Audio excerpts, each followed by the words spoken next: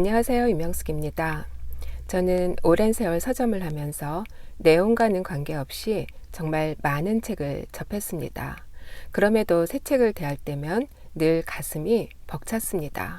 이 책에는 어떤 내용이 담겨져 있을까? 또 이 책을 사가는 사람은 어떤 사람일까?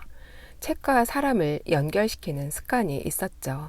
그래서인지 사람의 얼굴은 잘 기억을 못하는데 책과 연결을 시키면 그분의 히스토리가 떠오르는 거예요.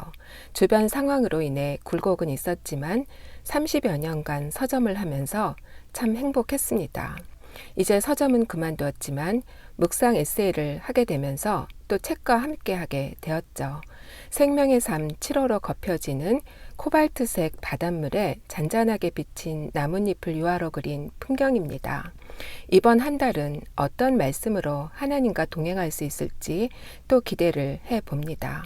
오늘 소개해드릴 묵상 에세이집은 이재철 목사님의 말씀 그리고 사색과 결단이란 책입니다. 저자는 2년 전 13년간 섬기던 교회에서 거침없이 나를 버려달라는 말을 남기시고 은퇴를 하셨어요. 이 책은 은퇴 후 주님의 교회 전교인 사경회에서 전한 말씀을 토대로 발간한 책입니다. 성경 속에 등장하는 인물과 함께 자신이 어떻게 하나님을 만났는지에 대한 체험과 30여 년에 걸친 목회 현장에서의 고백이 담겨져 있습니다.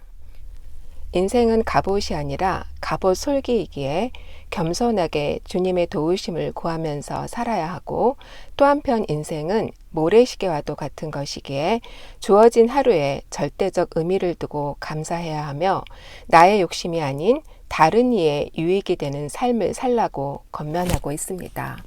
그가 쓴 글 중 암이라는 선물을 읽어드리겠습니다. 제게는 생일이 2번 있습니다. 하나는 제 부모님의 몸으로부터 태어난 날이고, 2번째 생일은 2013년도 4월 29일 암 선고를 받은 날입니다. 전화로 암 선고를 통보해 주신 분께 제가 한 첫 번째 말이 감사합니다 였습니다. 저처럼 허랑방탕하게 술독에 빠져있던 사람을 주님이 핀셋으로 집어 불러내시고 주님의 도구로 써주셨습니다.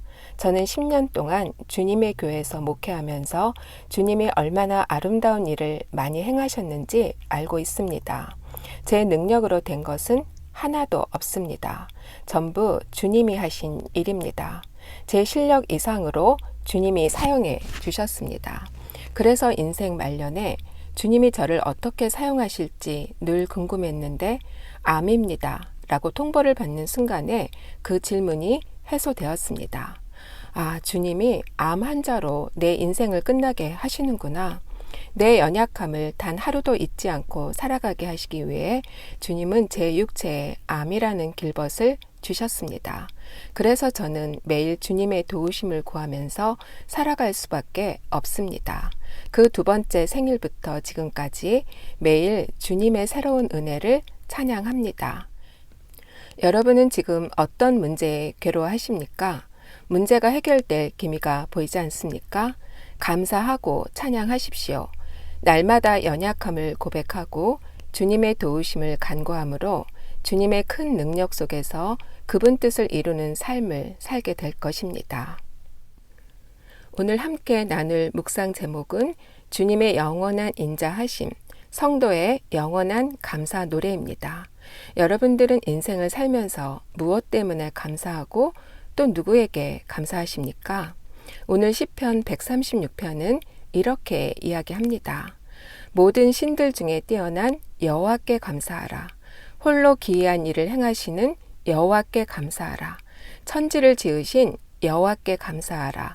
강한 손과 펴신 팔로 이스라엘을 구원하신 여호와께 감사하라. 큰 왕들을 치게 하시고 그들의 땅을 기업으로 주시고 먹을 것도 주신 여호와께 감사하라.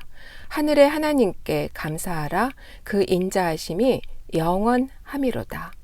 무엇 때문에 감사해야 하며 감사의 대상이 누구신지 또 그분은 어떤 분인지를 시편 기자는 낱낱이 고백하고 있습니다.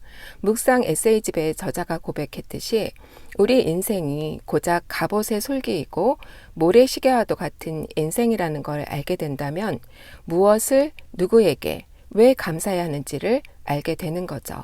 저는 남편의 외할머니를 무척이나 좋아해서 한국을 가면 꼭 찾아 뵈었습니다. 그 당시 할머니는 허리도 90도 각도로 꼬부라지셨고 연로하셔서 거동이 불편함에도 늘 손에는 성경이 있었고 얼굴엔 미소가 떠나지 않으셨어요. 표정이 얼마나 인자한지 그 모습에서 어렴풋이 주님의 모습을 떠올릴 수가 있었답니다. 용돈을 지어드리면 고맙다. 내가 너희들을 위해 할 수 있는 게 뭐가 있겠니? 우리 가정을 위해 기도해 주신다는 그 말씀이 왜 그리도 좋았는지 그 기도 덕분에 저와 남편이 이렇게 변했답니다. 여호와의 인자하심이 할머니의 인자하신 모습으로 흘러나와 오늘 저에게도 이런 은혜가 임한 거죠. 웨슬리 트레이시 목사님은 이렇게 말씀하십니다. 우리 삶을 만지시는 하나님 은혜를 온전히 받아들이고 찬양함이 진실한 예배의 모습이다 라고요. 우리의 삶이 예배가 되어 그 삶 가운데 하나님의 모습이 흘러나가 누군가의 삶에도 유익이 되는 귀한 삶을 살 수 있게 되기를 소망합니다. 여러분들 다음 시간까지 샬롬.